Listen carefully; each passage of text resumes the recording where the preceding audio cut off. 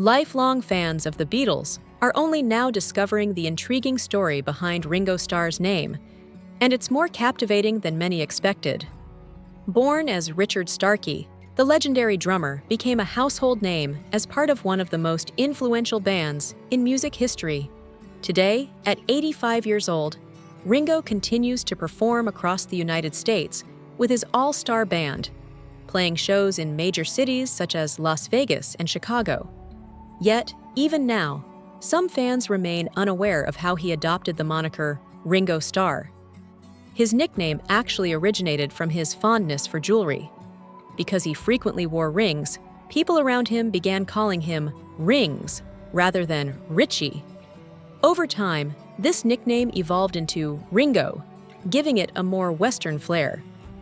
To complement this, his last name, Starkey, was shortened to Starr, a name that paired well with Ringo and allowed for memorable branding, especially during solo performances promoted as Star Time.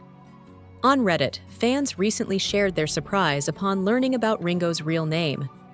One viewer mentioned they had been watching a documentary about the Beatles' breakup when a moment showed George referring to Ringo as Rich.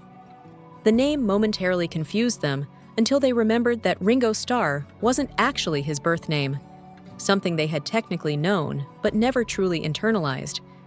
Others chimed in, praising how Ringo Starr just sounds cooler than Richard Starkey. For many, the stage name is so deeply ingrained that calling him anything else feels unnatural. Some fans admitted they've only ever referred to him as Ringo or Ringo Starr, even before becoming serious Beatles followers, rarely using his birth name unless in passing. Beyond his name, Ringo has also been open about his personal journey, particularly his battle with addiction and long-term sobriety. At a recent Peace and Love birthday celebration in Beverly Hills, the drummer reflected on his nearly 40-year commitment to a sober lifestyle. He shared that early in his marriage, he and his wife went through rehab together, which marked a turning point for him. Speaking with people during the event, Ringo recalled reaching a moment in his life where he no longer showed respect for himself or those around him. It was a self-centered period, he admitted, but entering rehab changed everything. Since that experience, he has remained alcohol-free, a transformation he credits with saving his life. His journey toward sobriety began in 1989 when he entered a 5-week treatment program alongside his wife. About a week into the program, Ringo came to terms with the severity of his addiction.